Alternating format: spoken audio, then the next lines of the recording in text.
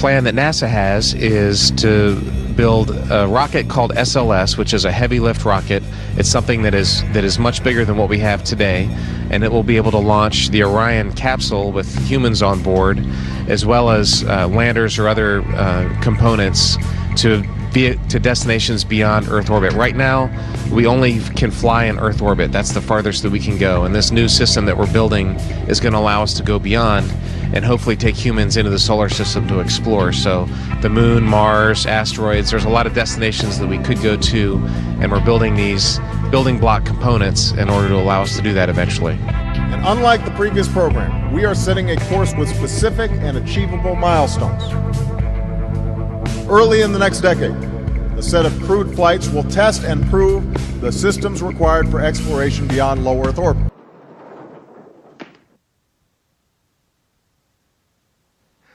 Who are you?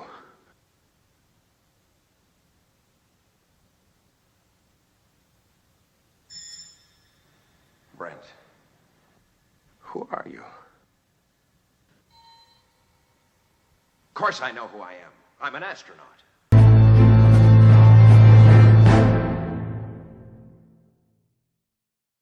If we really want to understand what's going on in space today and what's happening with the plan to put weapons in space, I think it's instructive to go back and understand the origins of the U.S. space program.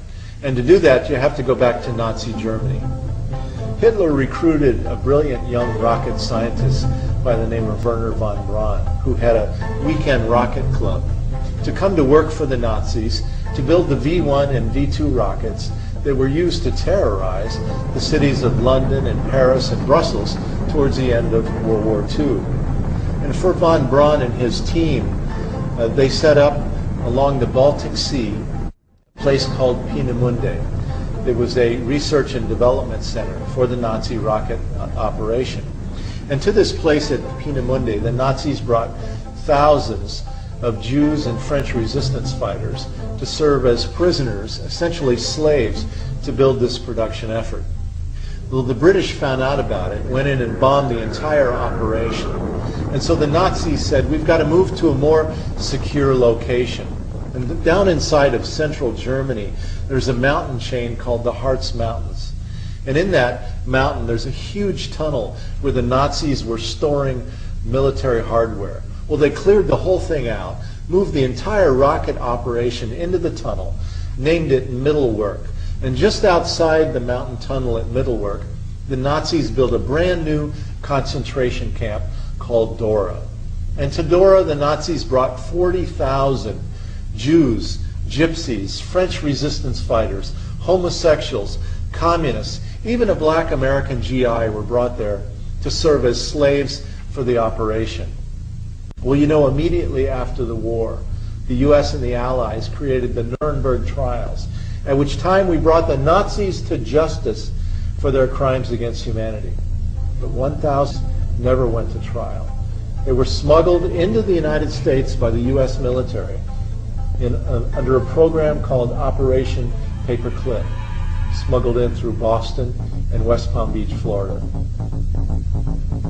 And Wernher von Braun and his rocket team, 100 of them, along with 100 copies of the V-2 rocket, were sent to Huntsville, Alabama, where von Braun became the first director of NASA's Marshall Space Flight Center. What's interesting is the other 1,400 Nazis. Who were they? Well, some of them were brought to the United States to work for the CIA. Others were brought to the United States to do the LSD drug experiments and the MK Ultra mind experiments during the 1960s, where people were jumping out of windows.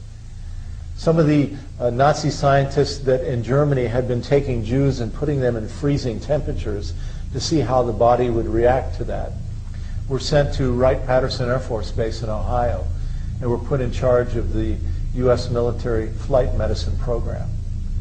And so when you take 1,500 of the top Nazi scientists and essentially seed the military-industrial complex, the question I have is, do they bring with them an ideological contamination?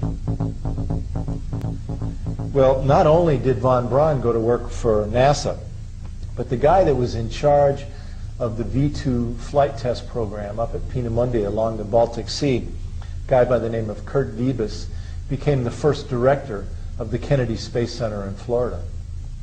And then the man that recruited von Braun, Major General Walter Dornberger, the guy that was sent by Hitler to recruit von Braun to come to work for the Nazis, he became vice president of Bell Aerosystems Corporation in New York that made its riches building the helicopters for the war in Vietnam. In fact, in 1958, Dornberger testified before the United States Congress saying that America's top space priority should be to, quote, conquer, occupy, keep, and utilize space between the Earth and the Moon. And in fact, later on, in a speech before a national missile industry conference, Dornberger told the assembled, "Gentlemen, I didn't come to this country to lose the Third World War. I lost two already." Creation of an artificial alien threat to this Earth to facilitate the destruction of sovereign nations, the coming together as one humanity under a one world government, with all people willing to make whatever sacrifices are called upon them to make, such as giving up all your liberties and freedoms and anything else they may ask you to do, in order to oppose this external threat. In order to make interstellar travel believable, which nobody was buying, nobody understanding the vast distances in space could even remotely conceive that somebody from some other star could make the journey from their planet to here. Not only that, but nobody could understand how they could find this planet or even want to come here, given the billions and billions of choices that there are in the universe. So in order to make this believable, which absolutely had to occur for this scam to be swallowed by the people of the world,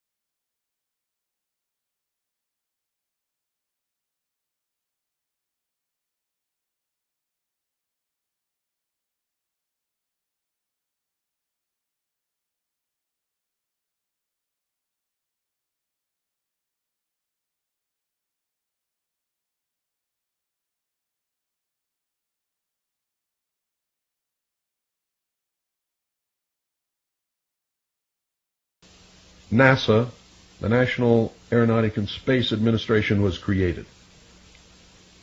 The Apollo space program, ladies and gentlemen, foisted the idea that man could travel to and walk upon the moon. Every single Apollo mission was carefully rehearsed and then filmed in large sound stages at the Atomic Energy Commission's top-secret test site in the Nevada desert, and in a secured and guarded sound stage at the Walt Disney Studios, within which was a huge-scale mock-up of the moon. All the names, missions, landing sites, and events in the Apollo space program echoed the occult metaphors, rituals, and symbology of the Illuminati's secret religion. One of the most transparent, not the most, but one of the most transparent, was the faked explosion on Apollo 13, which was the metaphor for the initiation ceremony involving the death, which was the explosion, placement in the coffin, which was the period of uncertainty of their survival, communion with the spiritual world in the imparting of esoteric knowledge to the candidate, which was the orbit and observation of the moon without physical contact, rebirth of the initiate, which was the solution of the problem and repairs, and the raising up by the grip of the lion's paw, which was the re-entry and recovery of Apollo 13. 13, ladies and gentlemen, is no coincidence. It is the number of death and rebirth, death and reincarnation, sacrifice, the phoenix, the Christ, but not the Christ that you know if you are a Christian, and the transition from the old to the new. 15, 12, 11, 10, 9, 8, 7, 6. Go for main engine start. Main engine start. 2, 1. Booster ignition and liftoff of the Space Shuttle Discovery, returning to the space station, paving the way for future missions beyond.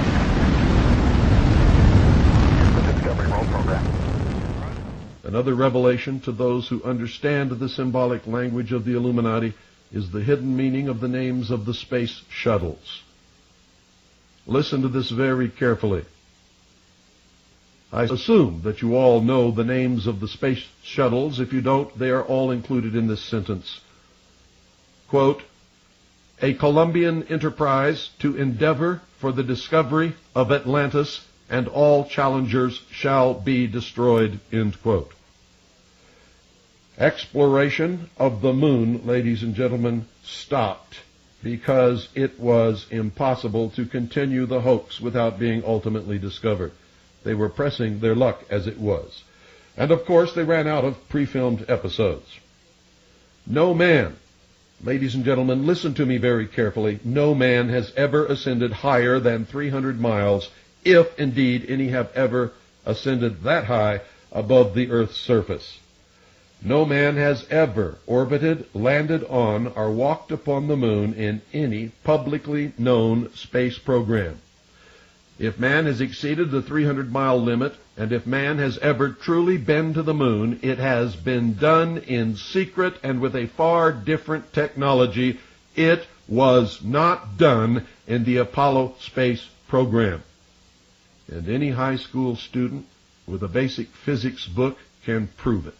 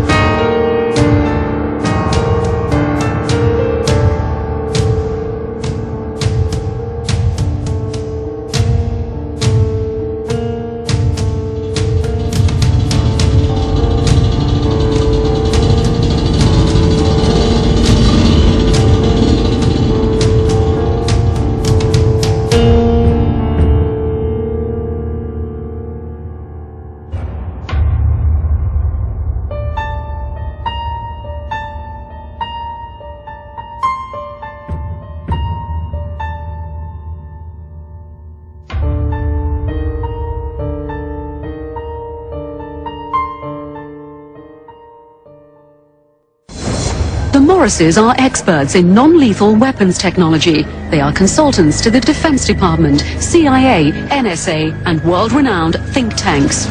The technology necessary to project three-dimensional images to a point in space requires no new breakthroughs in science. We have the technology now. Overall, the non-lethal weapons development program is aimed at giving our military options between talking and shooting. The specific system development we really can't talk about.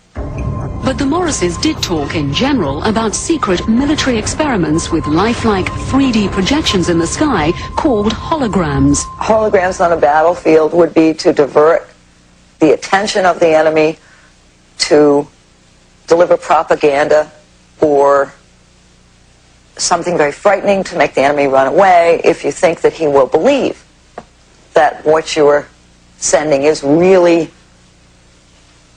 an angel, a devil, a UFO. And where could this type of weaponry be tested? Perhaps not coincidentally, along the US-Mexico border at the Army's electronic proving ground in Fort Huachuca, Arizona.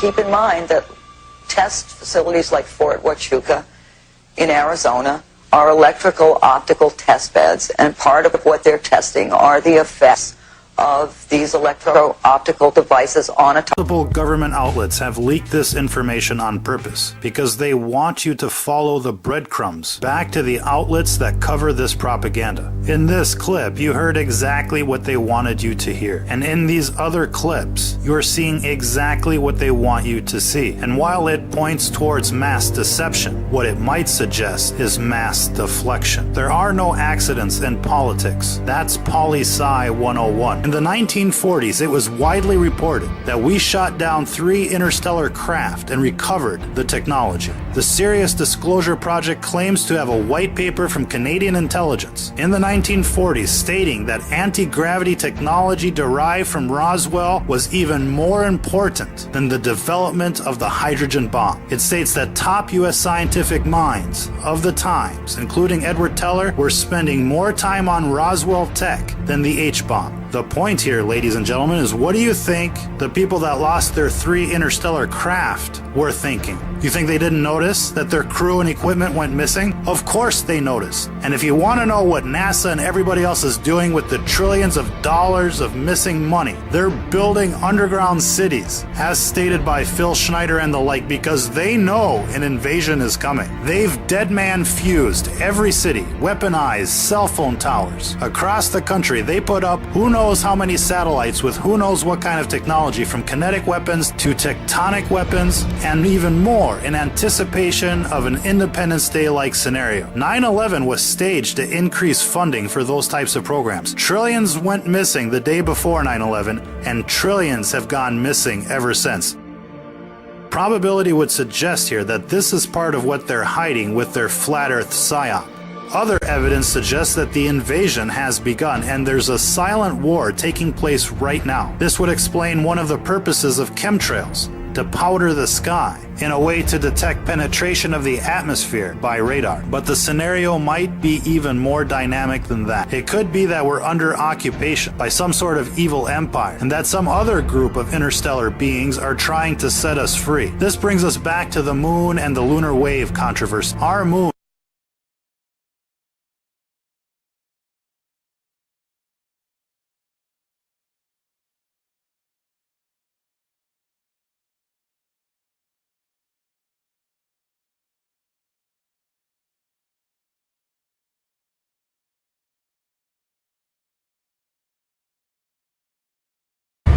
one side is dark blue, and one side is light blue. Is anybody else seeing that? Because it's a purple.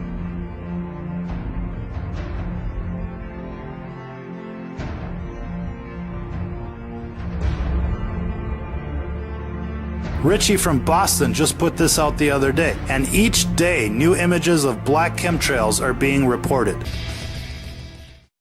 After the Second World War, the world, and the United States in particular, had an obsession with space. Space was the final frontier. After the evil empires of Hitler's Third Reich and Japan were defeated, it seemed like the sky was the only fence facing humanity in its progress and destiny. This time of unlimited dreaming of space was epitomized by things like the Jetsons. We were going to have hamburger bars in space. We were going to be flying moon landing. We were there on the surface of another planet. You could see it on TV. Well, first it was projected onto a silver screen, and then the TV cameras were allowed to film off the silver screen, because obviously you wouldn't want the real footage. I mean, if you want to go back and look at the real footage of the initial moon landing, you can't, because it's been taped over by NASA, and no one was fired, no one was punished. Of course, they want to get rid of the evidence. Now, at this stage, a band of Apollo faithful will be howling in protest, "We did go to the moon." Then why did nothing come of it? Why have we not been back in 40 years? The Apollo faithful will say, "Oh, it's budget priorities, we've been there, we've done that, it's not economical to mine on the moon." That just doesn't hold water. That's a load of rubbish. We haven't been back to the moon because we never went there in the first place. In the year 1994, I read a book by Ralph Renee which suggested just such a thing, that the entire moon landing had been a hoax.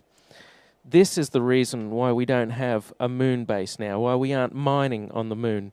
Werner von Braun promised a moon base by the 1980s. We don't have that. We have nothing in space, virtually nothing. There's the space shuttle, which does low Earth orbit, and there's some rockets that go up in the International Space Station. Supposedly they repair the Hubble telescope through spacewalks. Aside from that, though, we don't go anywhere in the solar system. There's no Jetsons future. There's no dawning of a space age for humanity where we can jet off to all points of the solar system whenever we want. Nothing happened. The moon landing stopped in 1972 and we haven't been back. We haven't been beyond the Van Allen belts, which many have pointed out have deadly radiation that living creatures can't survive, not even a tortoise or a cockroach, let alone a human being. In Ralph Renee's NASA Moon to America, he pointed out that physicist James Van Allen was the first one to discover that space had deadly nuclear radiation flying around all over the place. Not only were the Van Allen radiation belts deadly, which are like two orbiting toruses of nuclear radiation around the Earth, but later we found there were galactic cosmic rays, which were deadly, and when the sun is having solar flares, there's deadly radiation as well. There's 3 different sources of deadly radiation, and all of these very likely would have fried the astronauts if they went to the moon. So we're stuck here on Earth, at least as far as low Earth orbit goes. Well, at least that's what I had assumed until a few months ago. I'm looking at the picture of the Apollo entry vehicle and thinking, this truncated cone is not going to be stable in flight. This is going to roll over and over again.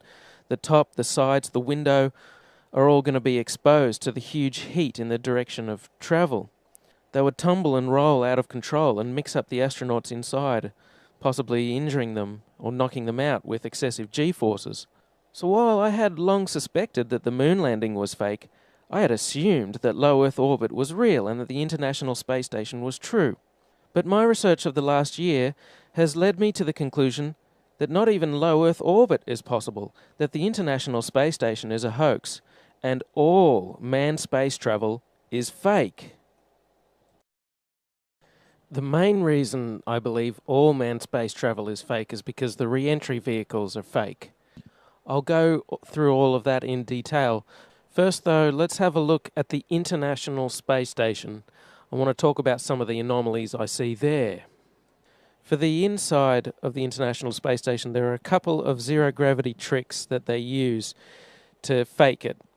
The first is they have a complete mock-up of the International Space Station built on the inside of an airplane.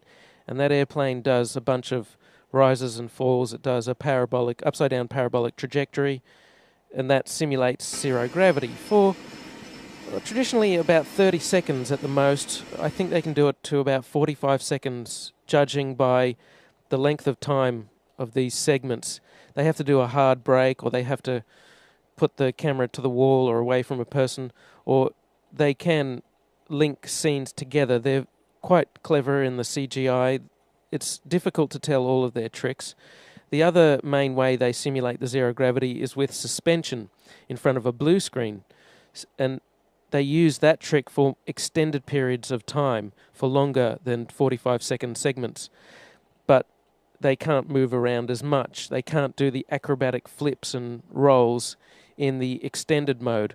So there's full motion mode where they can fully move around, and that's faked in a plane. And then there's suspended or extended mode where they're suspended by wires in front of a blue screen. They don't move around as much, but they can make the scene last for a longer period of time.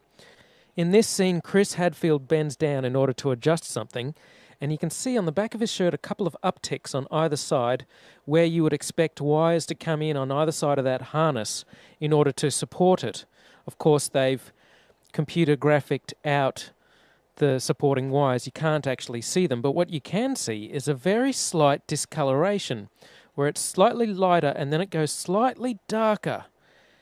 And that's strange. That shows a couple of things. First of all, it shows that this isn't live from space. They're often portraying that this is live. Of course, these things are fully choreographed and edited in advance to make sure that there's nothing too obvious that you can see that gives away that this is a suspension in front of a blue screen hoax.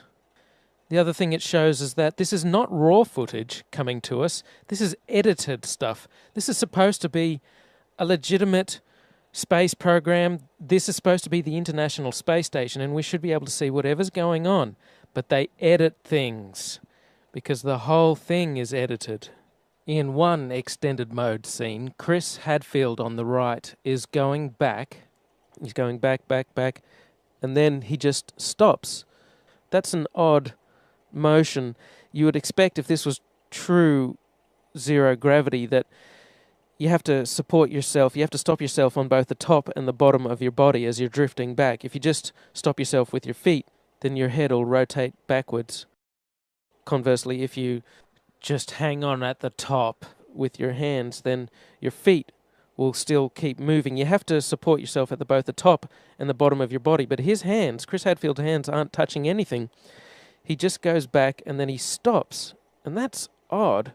You can see a sort of a harness sticking through the T-shirt of Chris Hadfield. It's a harness that's around the waist. That's how they're supported.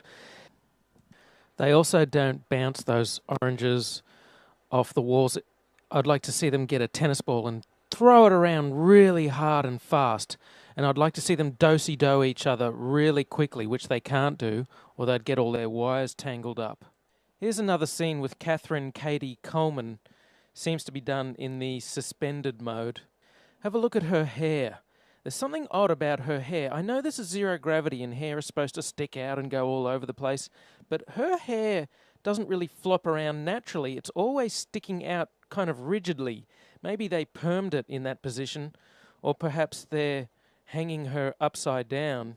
As she shakes her head from side to side slightly, you can see the hair always springs back to a particular position with respect to her head. It should flop all over the place. The chain that she's wearing around her neck is a computer graphic. The extended mode is much quieter than the full motion mode.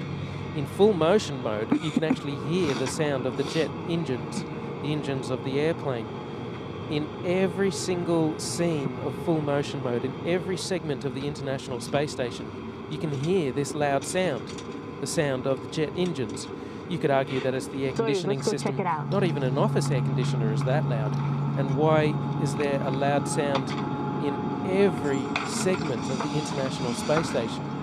That's because no matter how soundproof you make it, you can't filter out all of the sound of the jet engines. An airplane is just too noisy. You can put noise-cancelling headphones on when you're on a plane, and that doesn't stop the sound from getting through. It muffles it. They also use microphones that don't pick up very far away. If you have a look at this scene here, you can see that when the microphone's in the middle, pointing towards the guy in the middle, you can't hear the sound of jet engines as much, but when the microphone goes to the guy on the side, you can hear the sound of jet engines. a bit more. So you can't truly soundproof the inside of the airplane where they fake full motion mode. You can see in this scene from the recent National Geographic documentary Live from Space, Koichi Wakata is looking at the window there. This is full motion mode, and you can tell because of the sound of jet engines. In quiet mode, they can go to the cupola and they can look through at their model. And you can see an amazing model. Gee, why would you build the International Space Station out of a bunch of long, thin segments that can easily break at the joints? So there's their fairly realistic view of the rest of the International Space Station. The International Space Station was made piecemeal. They started off with one section and then they added another section. It consists of a bunch of tubular sections which are joined together. It's an ad hoc design. Here are a few scenes from the tour of the International Space Station that they take you on. And I noticed that there's no airlock between sections. This means if there's an air leak in one section, they will be affected in all sections. They're quite likely to all die. You could wear the spacesuit. That would work for a few hours until you had to eat. And then you'd have to take the spacesuit off and you'd be exposed to the vacuum of space and you'd be dead. It's very odd that they're up there in this life-threatening situation where an air leak could happen at any time and they could all die, and there's not even enough lifeboats for them to make it back to Earth. Having no airlock in between sections is very odd. The more sections they add to the International Space Station, the more dangerous it becomes, and yet they don't care. They just add as many as they like. Yippity-doo-dah, yoo-hoo! Let's all die in space. It will be just like that Sandra Bullock movie, Gravity, only the dying will be real. And every time the solar panels were moved, every time the Soyuz docked with it, there would be motions impinging on the station, and this would move the station. So what you'd need is a system of rockets on the outside burning fuel in order to stop the International Space Station from misaligning, from moving out of place. When it comes to satellites and things in orbit, you don't want them moving around a lot. The International Space Station changes in altitude somewhat, supposedly. It goes up and down.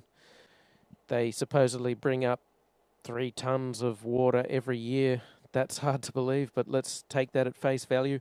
But they never talk about huge amounts of rocket fuel. But even without the rockets, all of these motions of the astronauts and the solar panels moving around would put tremendous strains on the joints, and they're not flexible joints. Having a huge airproof flexible joint of that size would be an incredible engineering feat. They don't have them anyway. There's not supposed to be any relative motion between sections. The only time the International Space Station gets rockets to adjust it is when the automated transfer vehicles or the docking Soyuz space capsule comes, and that's come from the Earth, and that has its own rocket fuel, and that can adjust the altitude of the International Space Station. But that's only there from time to time. That's not there all the time. They would need a system of rockets there all the time. Space Station. That's the way a child would design the International Space Station. That's what I mean about it being an ad hoc, as-you-go type of design. They didn't really nut it out. They didn't think about it. The solar panels are on the end of the station, and that makes it even harder to control both the solar panels and the station as a whole.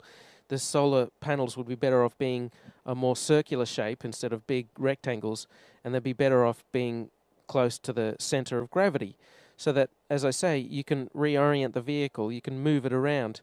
You should be building this thing like a sphere, but they don't. Another curious aspect is how they deal with water. There's no proper shower, so they must be incredibly uncomfortable and stinky the whole time, yet they have huge smiles plastered on their face. They can't have a proper shower. Nevertheless, they must use some water in order to clean themselves, in order to clean their hair. What do they do with this water? Supposedly they have suction for when they urinate, but aside from that, there are no special vacuum sinks. In other words, there's water floating around all over the International Space Station. Now, none of the surfaces are waterproof. It's just expected that you keep the water confined to one area of the International Space Station, away from the delicate electronic equipment and so on. And what do you do with this water, especially dirty water? Because that's what water does. It absorbs dirt and particles. They would accumulate so much filthy water. The mantra, of course, is recycling. They're supposed to recycle everything. Wow, they have some amazing recycling technologies on the International Space Station that they can't demonstrate anywhere else. I mean, it's a super water recycler that's compact enough to fit inside the International Space Station. Imagine how much maintenance such a system would require. You'd have to bring up so many filters and chemicals, and things would be breaking down, and you'd have to repair it, but you don't have the tools to do it. So there's another curious, strange aspect of the International Space Station which endangers their lives and could kill them. But they don't care. They always have huge smiles on their face, like they're having a really good time, even though they could die at any second. Another curious aspect is that humans emit dust with time. Their skin dies and drops off. That's what makes for most dust inside a person's house. There'd be so much dust building up on the International Space Station, and yet you never see them go around with a dust buster, with a small vacuum cleaner sucking things up. What do they do with the dust? Well, supposedly there's a trash disposal thing in the form of a re-entry vehicle which strangely burns up on re-entry, even though the ones with humans inside supposedly survive re-entry. That's a very curious contradiction, but they have a trash disposal capsule that they put their trash into, but they never talk about the dust. They never talk about the solid waste from the supposed space-age sewage system that they have. That's another strange thing, is supposedly they have a sewage system. I don't know how they cram it into the International Space Station. Perhaps it's in the walls of the station, but they never talk about the smell. It'd be impossible to avoid the smell of a sewage system in the walls of the International Space Station, because they're trapped inside this tin can. It's completely sealed from the vacuum of space. You could have any number of super filters and try and get rid of the smell. It wouldn't work. They never talk about bringing bacteria up in order to replenish the bacteria that's in the sewage system. They never talk about bringing all of the extra oxygen up that you'd need to let the bacteria process the sewage. In fact, what they must do is simply store their feces in the cupboard. They would have to put on a pair of plastic gloves and grab their feces and put it in the closet. There's no sewage system on there. They can pretend that there's a sewage system. There's no sewage system. So in other words, they're living with their own feces, and the smell must be incredible. Yet they always have huge smiles plastered on their face, like the International Space Station is the best place in the world to be. But it would be awful. What about their laundry? Well, Chris Hadfield admits there's too much water taken for laundry. They don't do laundry. They just throw their clothes in the trash when they're done with them. So take this woman, Sunita Williams, has supposedly been on the station for 200 days. She's never had a proper shower in that time. She's never laundered her clothes. She just wears her clothes for, I don't know, a couple of weeks, a month, and then throws them out. In other words, she stinks. They build the International Space Station out of long, thin segments. There's all kinds of motions being translated to the International Space Station through these blue handles everywhere. They could spring a leak between segments easily. There's no airlock between segments. They don't do laundry or have showers, and they're incredibly uncomfortable the whole time. They don't have access to proper medical treatment or facilities. They have to routinely go outside to fix equipment because they like to put stuff on the outside of the International Space Station that can only be fixed from the outside. So in short, this International Space Station is a suicidal hellhole.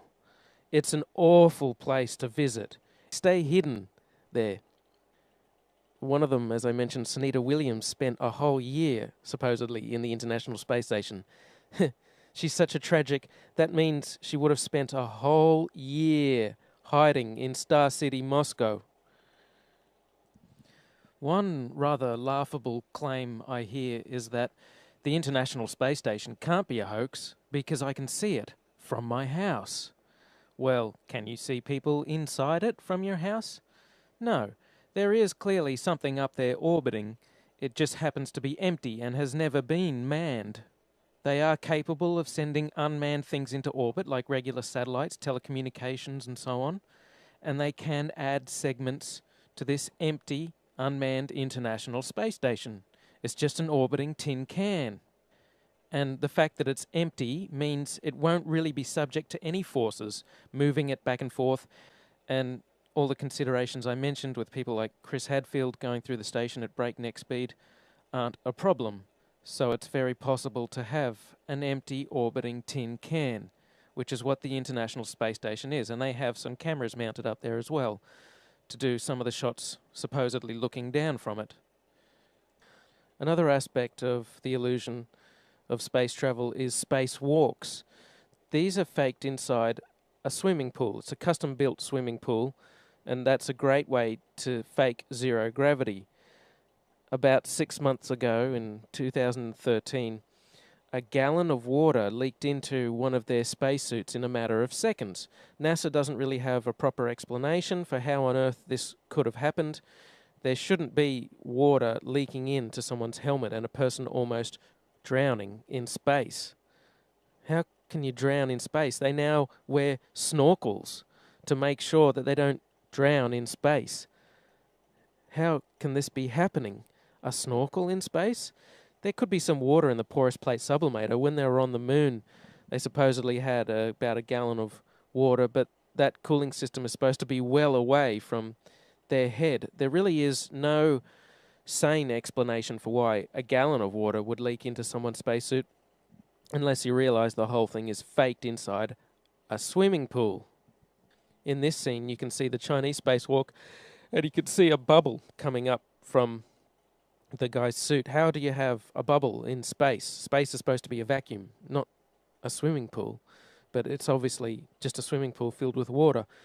Obviously, there would be some equipment that they could only fix from the outside, but a lot of these spacewalks, it seems like equipment they easily could have configured to be accessible from the inside of the International Space Station.